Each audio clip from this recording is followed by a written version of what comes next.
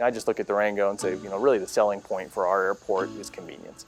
In many ways. We are 15 miles outside of downtown Durango. We're only less than 20-minute drive out of Bayfield. We're only about a 10 to 15-minute drive from Ignacio. Really, we're very central in La Plata County and only an hour away from Farmington, New Mexico as well, across the border.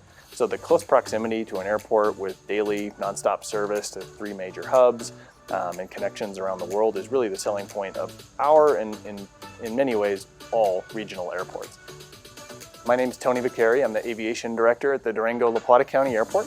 I've been in my role since 2017 and a Durango resident since 2014. Yeah, so the airport is co-owned by the City of Durango and La Plata County. So all the underlying land here at the airport is owned 50-50 between the city and the county. Over time, the actual administrative responsibility for the airport has actually shifted back and forth between the city and county. As you know, currently the airport is actively administered by the city. So I, as well as all the airport employees, are employees of the City of Durango.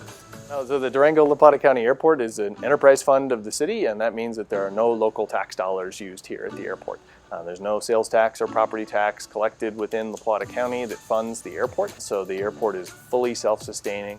Durango is actually the 5th busiest airport in the state in terms of passenger traffic, so Denver is a runaway #1, Colorado Springs, no surprise, #2 is the major metro areas, and after that it's actually Aspen, Grand Junction, and then Durango.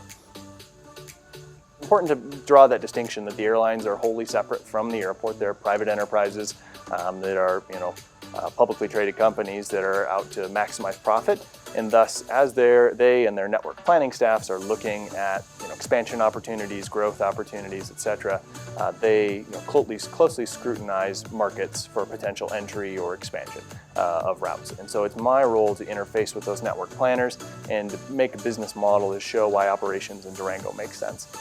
When we talk about expansion, most of that tends to center around the terminal and its supporting facilities. So this building was built in 1988 when traffic was less than half of what it is today. We served about 100,000 annual emplaned passengers in the late 80s, and now that number is about 200,000 annual emplaned or departing passengers on that front. So consequently, we're moving forward on some expansion plans to be able to ensure that our facilities can match today's demand as well as future anticipated growth and demand for air service in the region. We saw a single month record traffic every month from June through December last year. So a really big surge in traffic.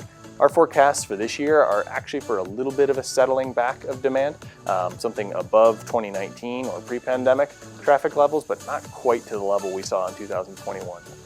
But long story short, we are still anticipating robust traffic, and long term, we do anticipate long-term continued growth here at the airport.